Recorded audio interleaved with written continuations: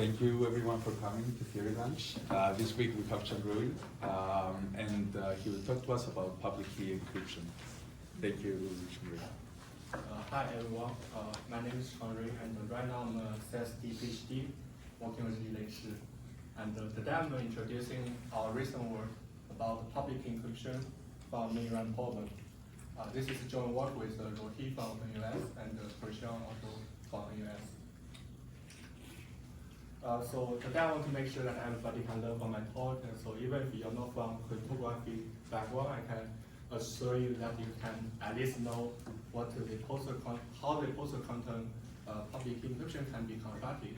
And please just feel free to pause me at any point of time, and if you find any part confusing, I can either discuss with you here or offline.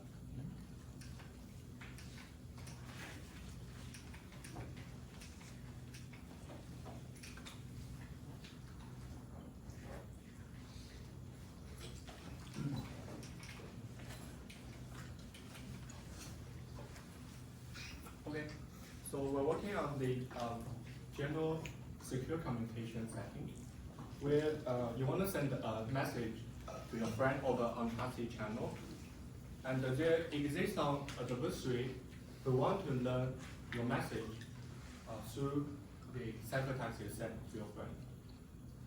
And so if we have a public encryption, what you can do that you can encrypt your message using a public key and send the ciphertext to the channel, and your friend who holds the secret key can decrypt and learn the message. In the public key setting, we have a pair of different keys, the secret key and the public key. The secret key is only known by the receiver, while the public key is known by everyone, including the adversary. And our goal is to construct public encryption that have the following two properties.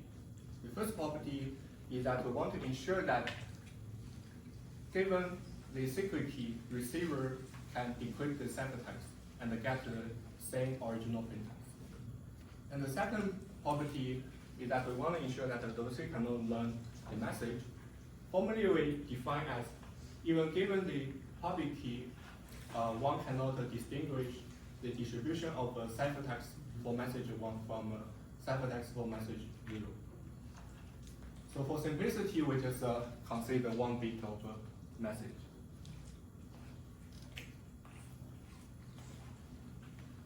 The public encryption turns out to be a central notion in cryptography. It's actually extremely useful.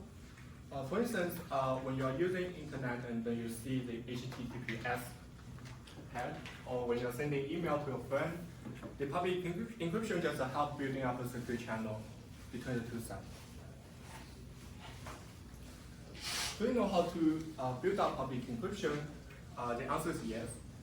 Since 1980, around 1970, there are already a couple of very beautiful protocols that build up PKE from some number theoretic problem, such as RSA problem and the Diffie-Hellman problem. The invention of public key encryption actually motivates the modern cryptography. Because before that, people are just studying like how to do hash and how to just encrypt and decrypt. And this public encryption based on number theoretic problems later improved on the efficiency that implemented basically what we are using for most of the time today. The problem of this classical public encryption is that they are not secure against some quantum algorithms, such as the Shon's algorithm. Even if right now we don't have a quantum computer that can indeed run this Shon's algorithm, but we have this theory that the Shon's algorithm can break this scheme symptotically. And our goal is to design public encryption that is secure even if there is quantum computing in the future. And this leads to this task of designing post-quantum cryptography. And what people in this post-quantum cryptography community are excited about is a proposal by United States Standard Institute NIST. This is a United States institute that is in charge of security standard. And they have a proposal for post-quantum PKE. Right now, there's already one candidate selected as a post-quantum public encryption or post-quantum PKE. It's based on this lattice problem. A little bit history, like during the selection phase, there are another 4 candidates of a PKE from different problems. Two of them are from this problem called the code-based problem I'll cover later. And one problem, one of the construction based on isogeny problem was broken in the last round. So I want to point out that all these candidates, they rely on the security on some heuristic hard problem that the expert has studied for many years, and we generally believe they are hard. However, nobody can ever claim that one problem will not be broken in the future. Yeah, question. Are the elliptic curve isogeny problems a subset of discrete logs? Yes, I think their construction will be.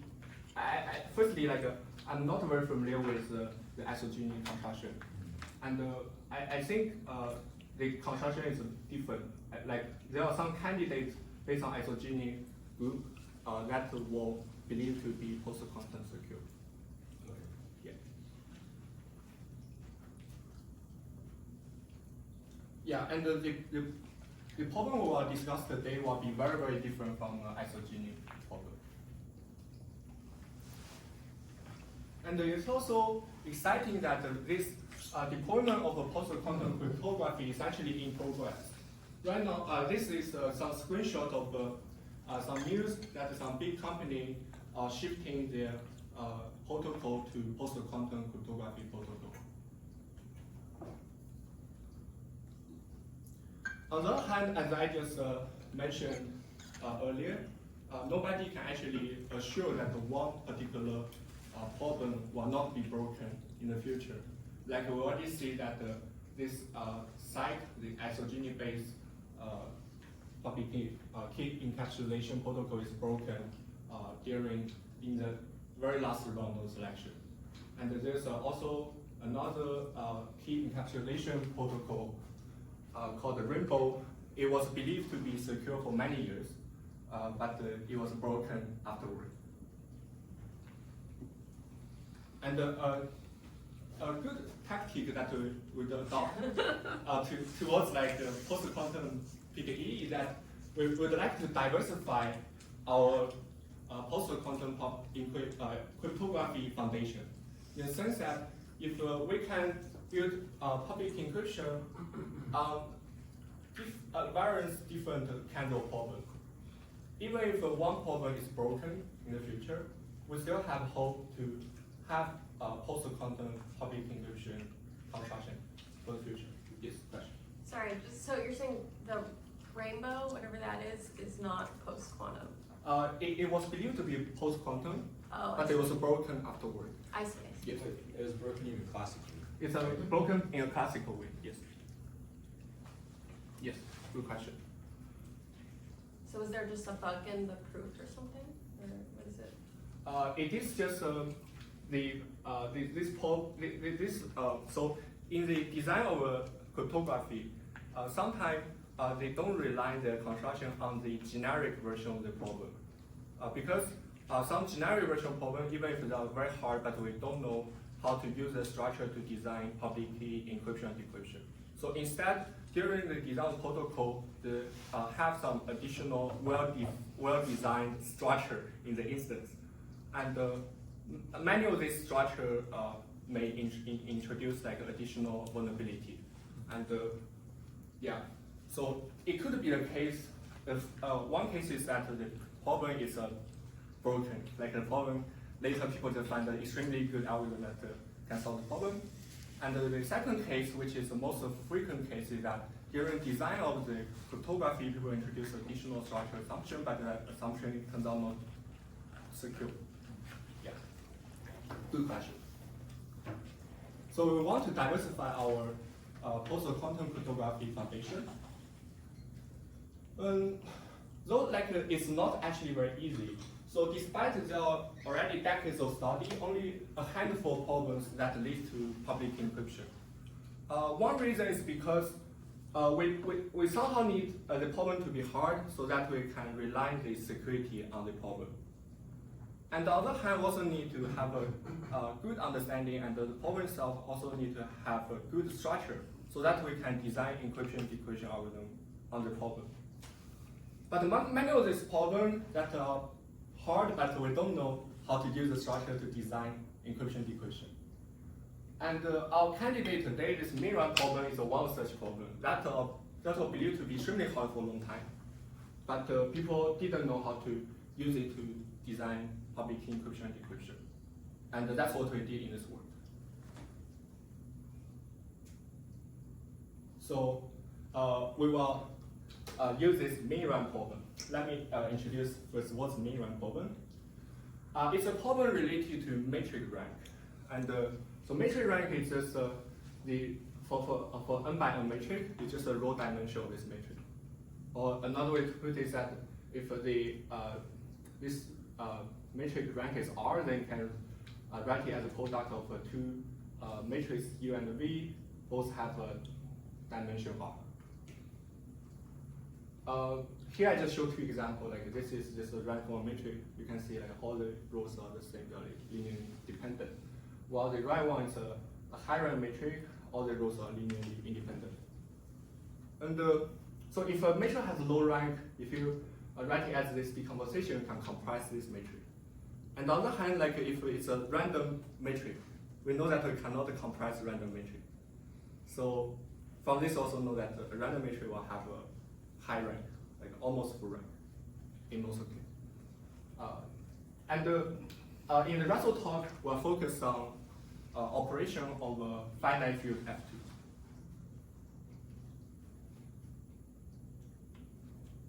So the MinRank problem is like following. A MinRank instance is composed of two parts. One is a tensor A of dimension n by n by k. You can think it as just a k slices of a n by n matrix. And the second part is a matrix P of dimension n by n. The MinRank instance is a sample as following. We firstly sample a uniform random n by k tensor A. And then we'll compute the second part in the following way. We'll firstly sample a uniform random secret S, which is just a k bit. And we'll use S to define a linear combination of A. In the sense that if you have a k slices of matrices and the secret is S1 up to Sk. If S1 equals 1, take the first matrix out, and if S2 equals 0, leave it there. F3 equals 1, take a third matrix out, and then sum up the subset. You get a linear combination of A defined by S, which is this AS term. And in the end, you sample a random matrix E of a rank MOS R, and sum this to the AS. This leads to the second part, P. What's R? R is just a parameter of a rank. But should I imagine small? Yeah, it should be small. It should be, morally you can think it as less than like n to the 1. You can think it as like just some polynomial. Yeah, it's a very small parameter. And so the MinRank instance is composed of A and P. And the MinRank search problem is a problem that you're given a MinRank instance, A and P, and you're asked to find S such that P minus AS give you a low rank matrix. Morally, if you just sample a uniform random tensor of n by k plus 1, there is no low rank matrix in this span. So what I'm saying is that almost certainly there is a unique E in this span.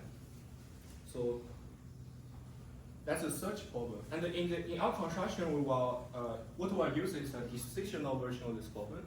The decisional version is just the problem that you're either given a random MinRank instance, or you're given a random tensor of the same dimension, and you're asked to distinguish which one it is.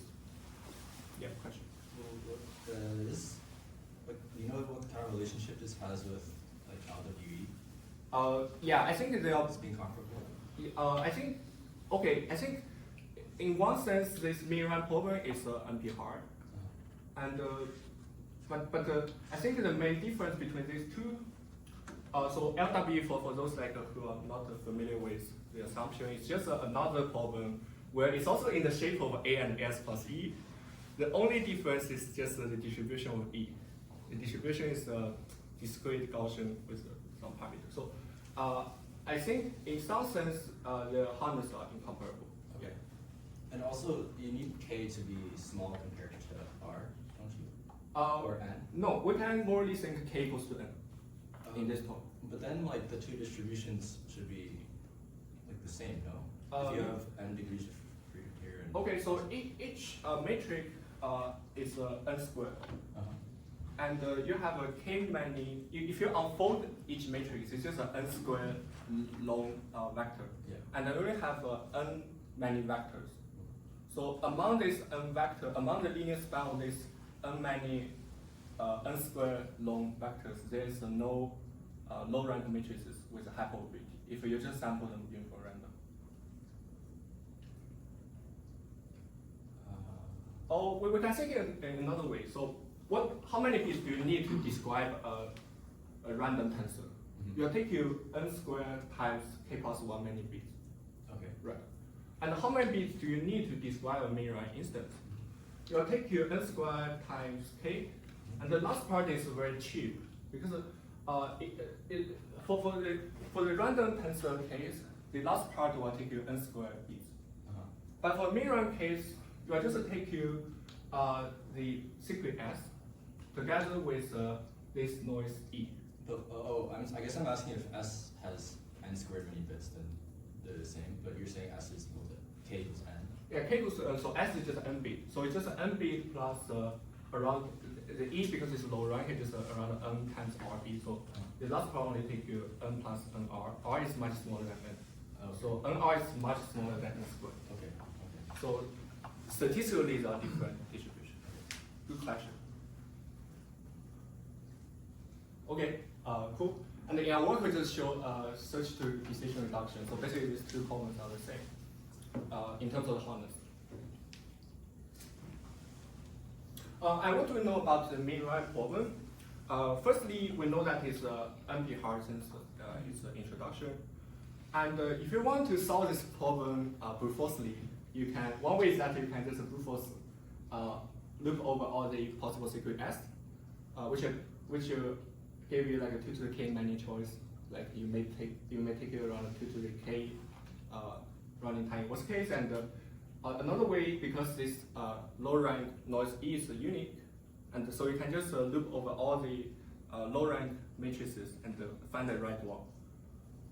Because there are around 2 to the NR many low rank matrices, the running time is also exponential.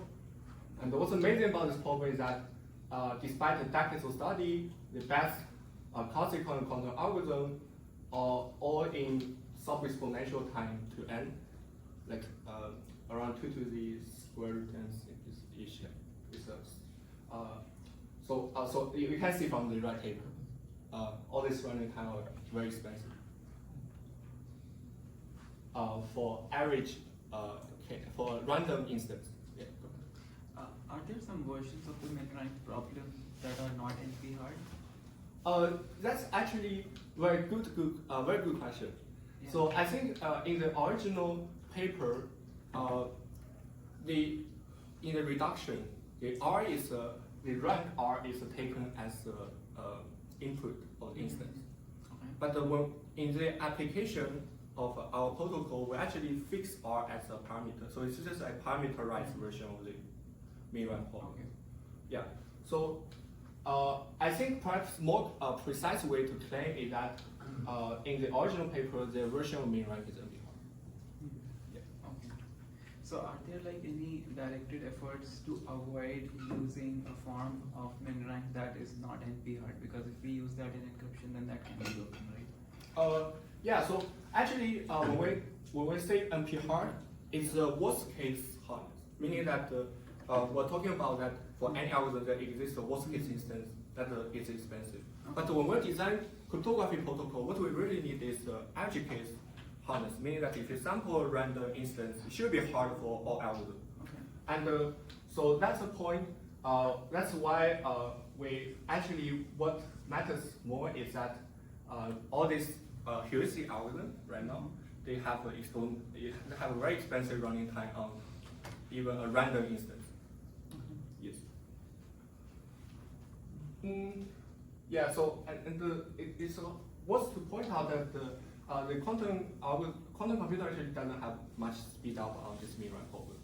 Like I thought like the best quantum algorithm only have a quadratic speed up on classical algorithm. Yeah.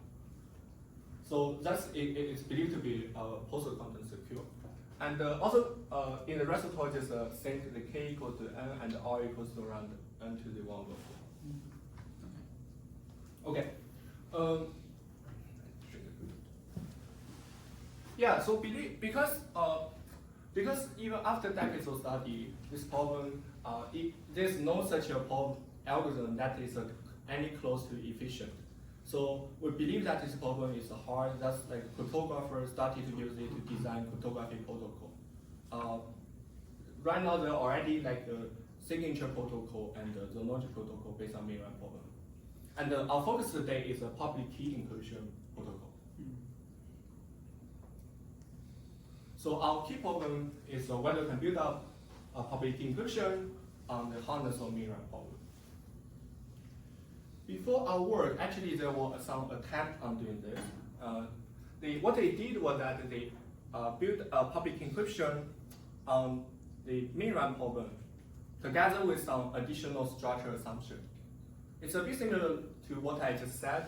So in their construction, what they are using are not the random MinRank instance as described earlier. Instead, they may use some distribution where the A is actually not random, the tensor A is not random, or the E is not the noise E is not as described earlier.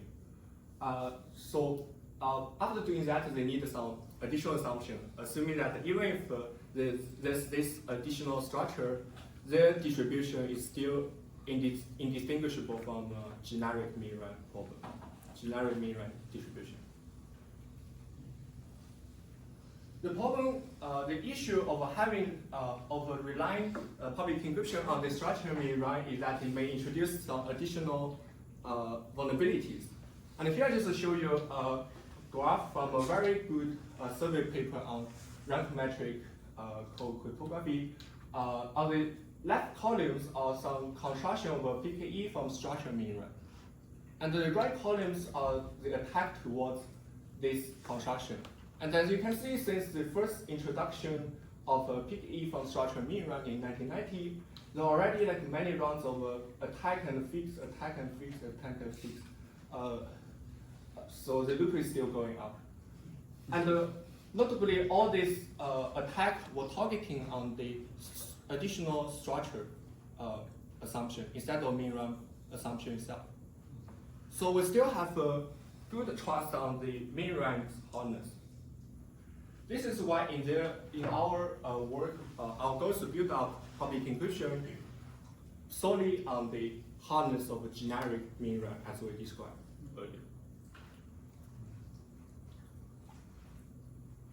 And in this we'll just answer this question firmly by showing that if the MinRank problem is hard, then our construction is a secure public key encryption.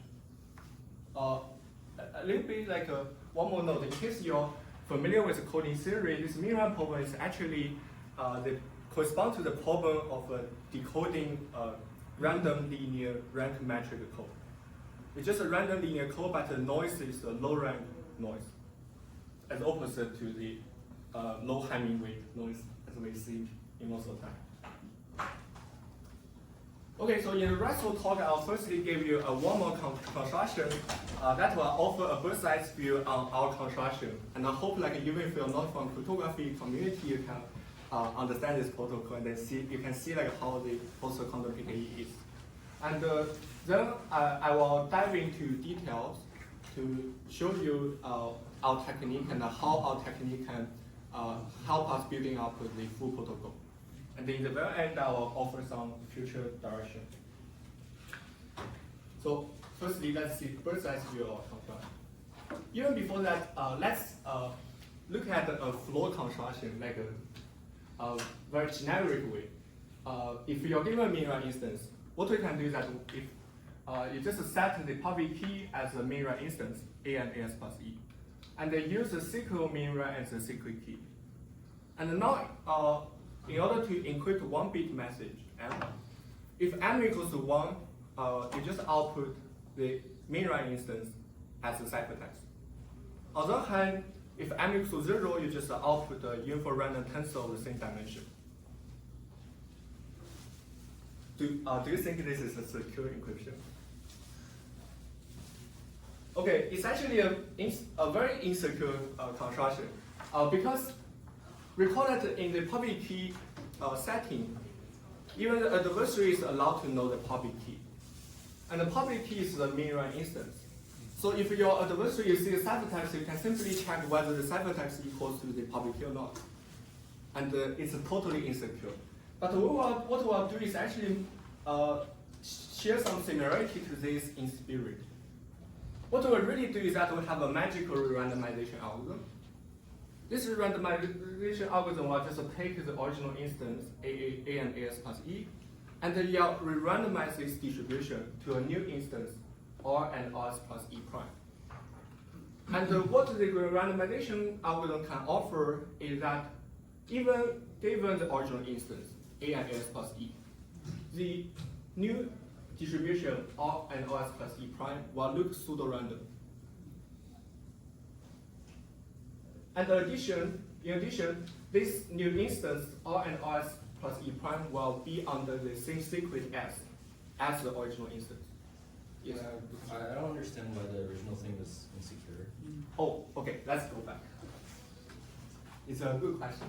So, because it is because in the public key encryption setting, the adversary is also allowed to know the public key. Yeah. And here the public key is just A and AS plus E. And in this construction, when the M equals 1, when plain text is 1, the ciphertext will just be the public key.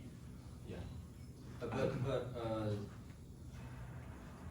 okay. And so the adversary can check whether the ciphertext equals the public key. I thought you were going to set the public key just to be equal to A.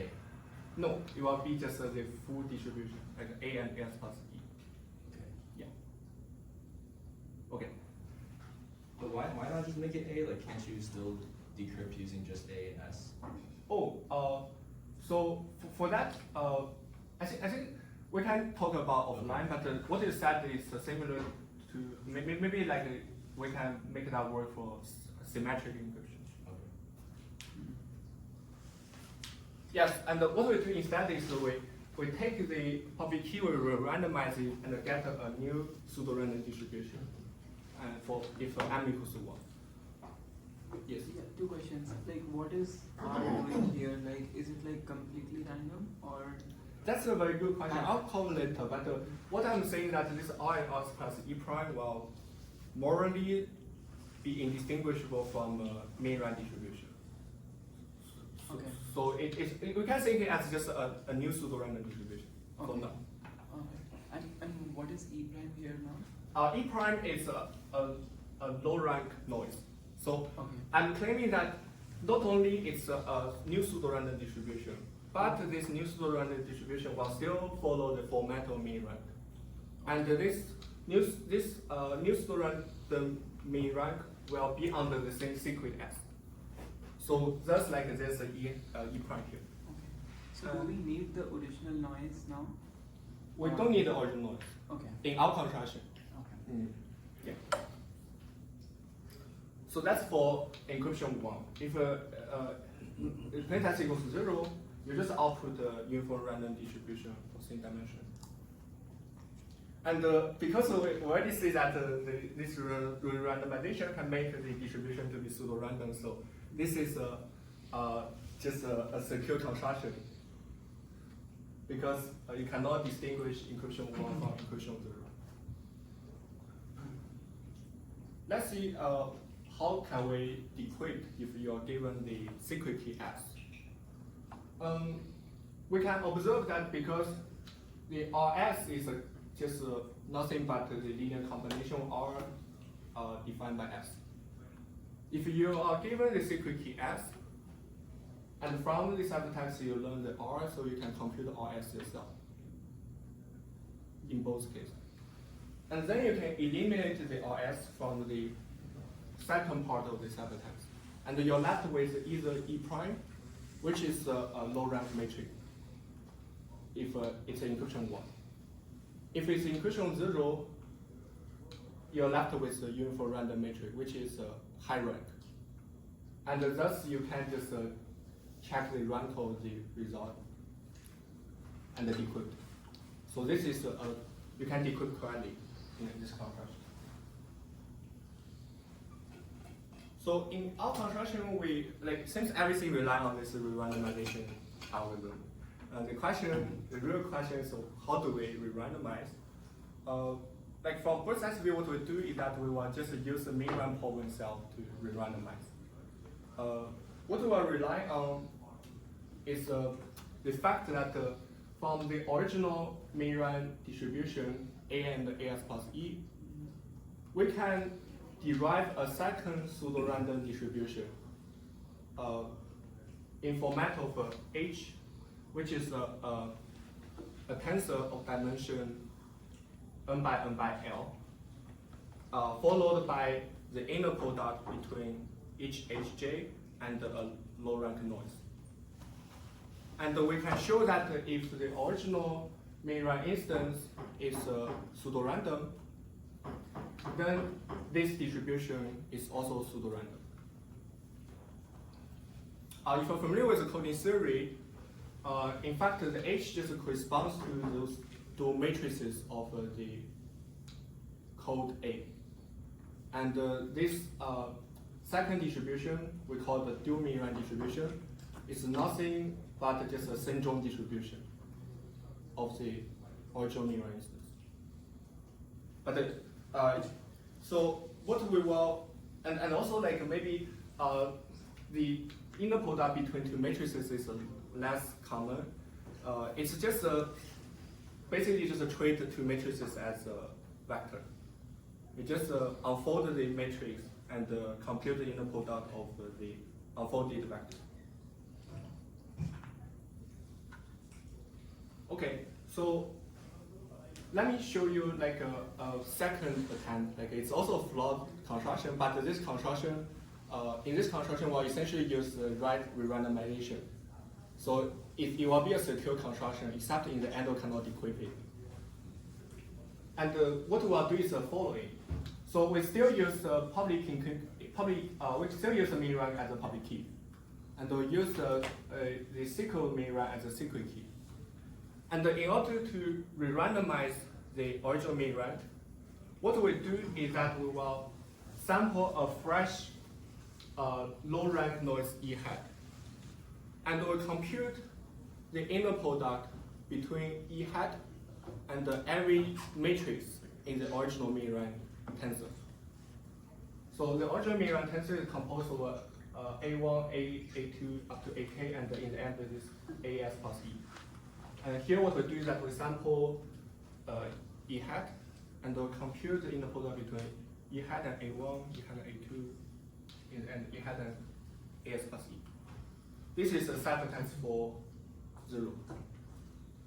So if the plaintext is 0, we will just sample this distribution and output. On the other hand, if the plaintext is 1, we just output the uniform random distribution of the same dimension. And notably, because the inner product will just output 1 bit. So, so this is basically just a vector of length k plus 1. In order to show that this is a secure construction, we will just build up a few hybrid distributions that are indistinguishable from each other, assuming the MinRank distribution is pseudo-random. So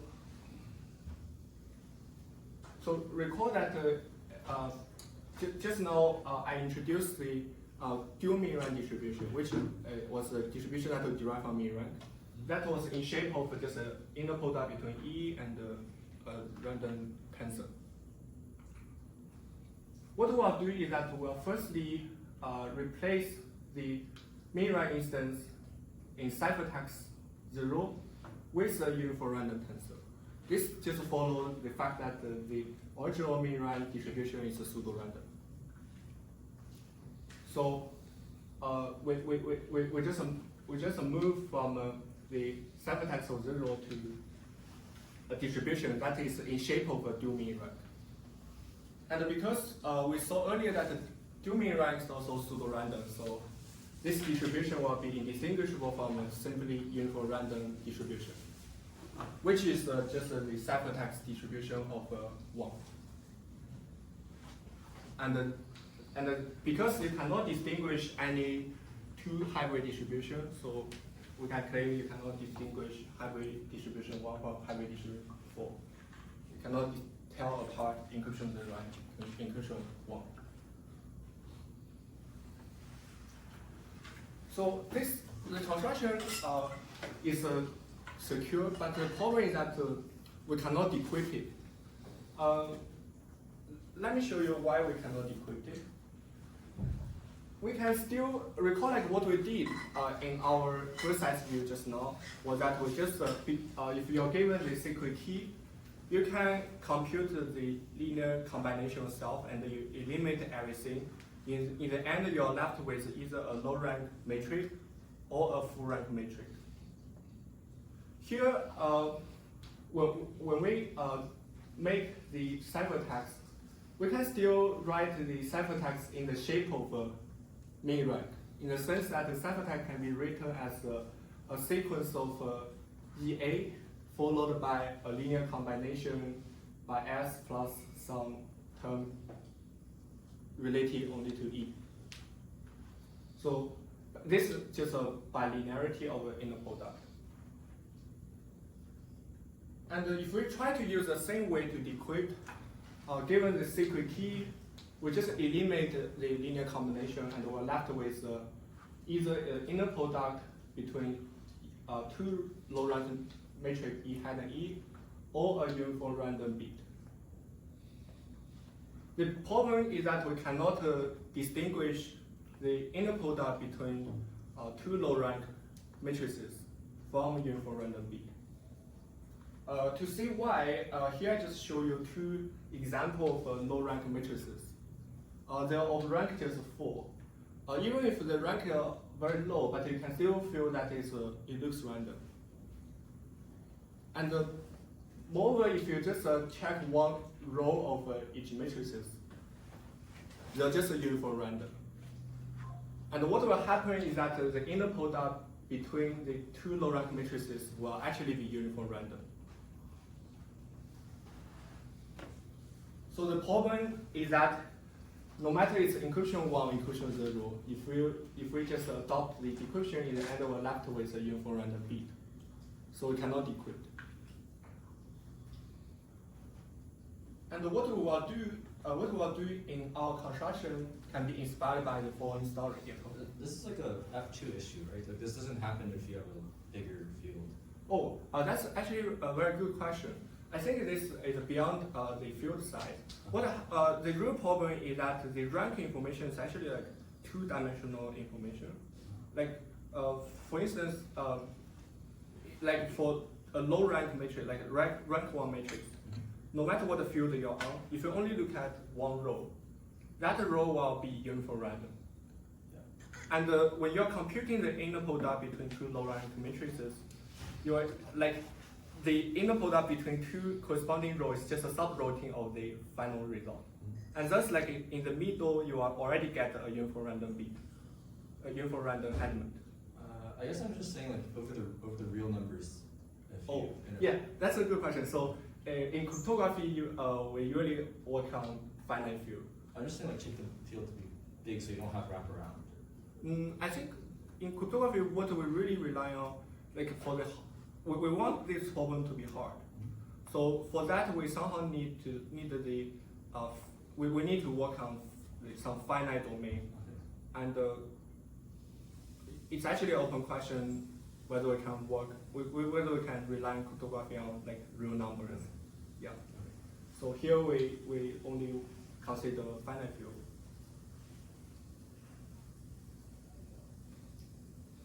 Yeah, so recall that the problem is that the inner product between two low-rank noise is a random bit, and we cannot distinguish it from a uniform random bit, which is unlucky. What we will do can be inspired by following story. So we want to take a picture of a painting Mona Lisa, and we went to the museum, and in front of the museum there's a notification saying that the camera with a 40 by 40 resolution is allowed in this museum. And one of the course, Rohi just used his old camera, which is a 40 by 40 resolution, to take a picture of a Mona Lisa. And in the end, he got this, which is too blurry to see anything meaningful. And another course just took his phone in the museum, and his phone has a 1000 by 2000 resolution. And he just took a picture using his phone. And turns out like the picture was good. And the point is that the museum only say that the camera with 40 by 40 is allowed, but they never say that 1000 by 2000 is not allowed. So in order to take a clear picture, our experience is that we need to increase the resolution. This is somehow is similar to the problem we're facing. So right now, the problem we're facing is that the inner product between two low-rank matrices is just 1 bit, which is too little to carry the rank information. The rank information is information that we use for decryption. So in order to solve this problem, we just expand the resolution. We consider a general bilinear mapping that takes two n by n matrices, and the output also a matrix of dimension t by t. In particular, we just invent a notion of a blockwise product. So this blockwise product is computed as the following. Syntactically, we just output a t by t matrix.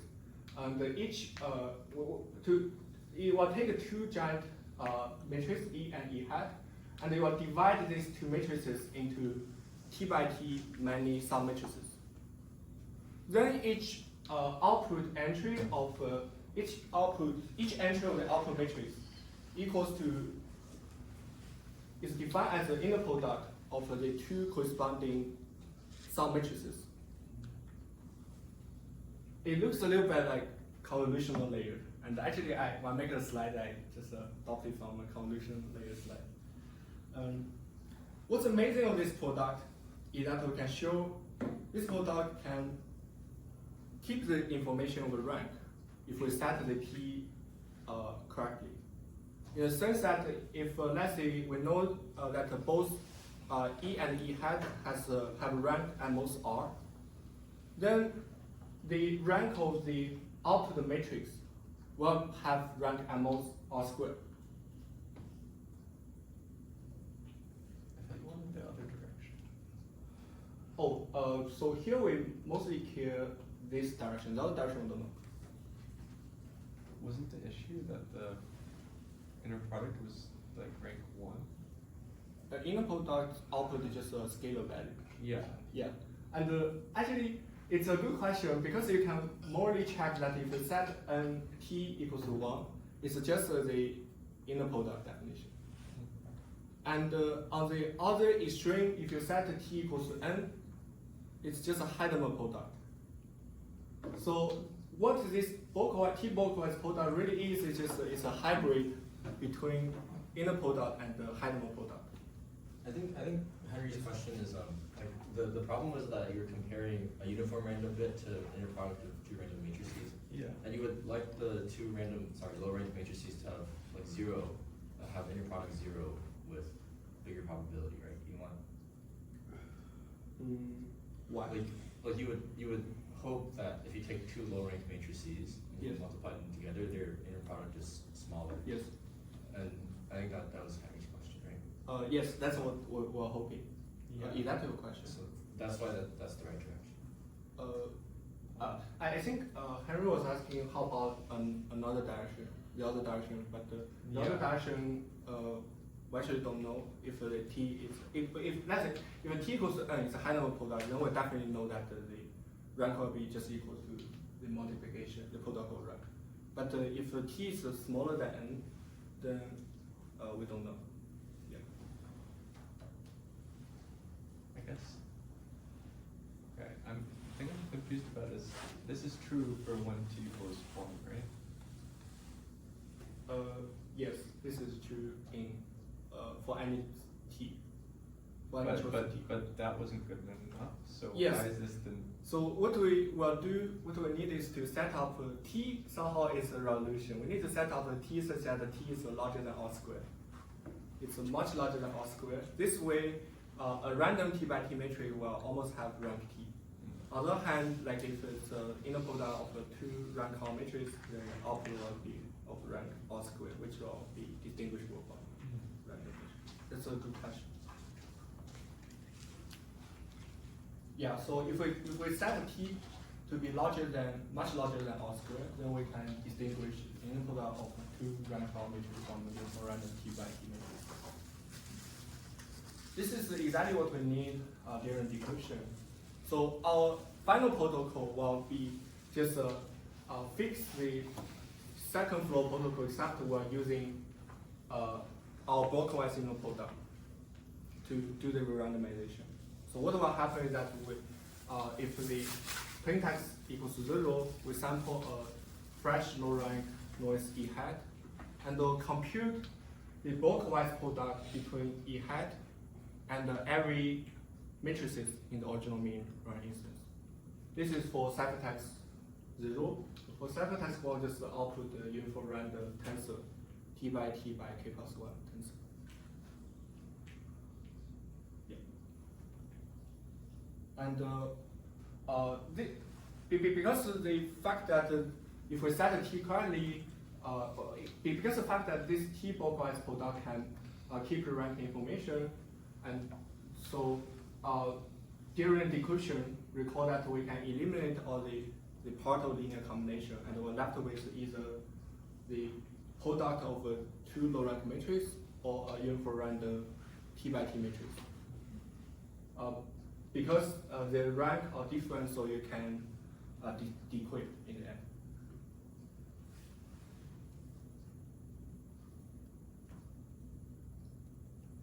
And in order to show that this construction is secure, we will essentially just rely on the same similar dual MinRank distribution derived from MinRank. But this time, it's with respect to our block-wise product. So the H now are dual matrices of the coding A with respect to our block-wise product. This is like somehow another I think from coding theory perspective, this is a kind of a generalization of the syndrome. Yeah. So given that we will just prove the security for our construction similarly to before. Because we have the dual MinRank distribution, which is also pseudo-random. We firstly replace the MinRank distribution with a random tensor, which will give us a dual MinRank distribution, which will be indistinguishable from the encryption one. I think one thing also worth noting is that in the first step, we replace the MinRank distribution with a random tensor H of a dimension L. And the H is actually the dual matrices of the original coding. So in order to in order to make this well-defined, we need to ensure that the dual MinRank has enough dimension, in the sense that the coding has enough, the dual code has enough dimension with respect to the new product. So actually, what I'm saying is this. So recall in our first floor construction, we derive a dual MinRank distribution with respect to inner product, which is this Frobenius inner product. And the A1 up to AK is the distribution of the tensor. And each of those dual matrices of A with respect to the inner product, and we have this many dual matrices. What we need to ensure is that we have more dual matrices than the original coding, the original blue tensor T. On the another extreme, if the T equals to N, which is high-level product, you can never find the H such that it's an annihilator of the A1 to AK. You cannot find the H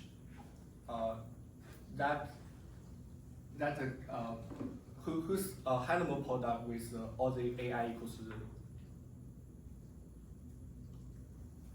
So what we do is we set a middle point T equals to square return where we can ensure that we have enough dual dimension.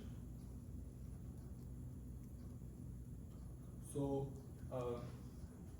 in conclusion, our construction will be just as following. It's actually a very simple construction. We just use MinRank public keys, secret MinRank secret key. To encrypt the message of 1, we sample low rank fresh noise and compute the block-wise product between the fresh noise and the public key, and set that as a ciphertext. Otherwise, we just set a uniform random tensor as a ciphertext. To decrypt, we just compute the linear combination and check the rank of the matrix there.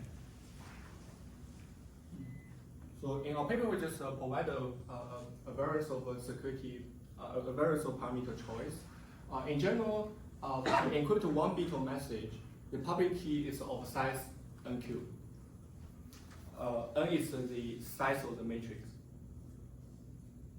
And for the first row, the ciphertext is of size n squared, and but it has a very strong security even against adversary of running time 2 to the n to the 1 over 4.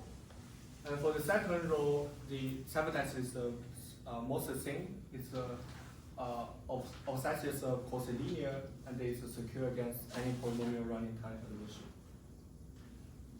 So yeah, in conclusion, that's our result. Just build up public encryption from MinRank code. So for the future, we have a few directions to go. Similar to other public encryption construction, from the first achievability paper, you will take more studies to optimize the efficiency of the protocol and also set up the concrete parameters and implement it. So you will take more work to make the construction efficient and towards practical. And furthermore, the fact that hard problem leads to public encryption is actually an indication that we can build up more advanced cryptography protocol from the same problem. And thus, this also opens the door that we can build up other more advanced cryptography scheme from MinRank problem. Yeah, that's all.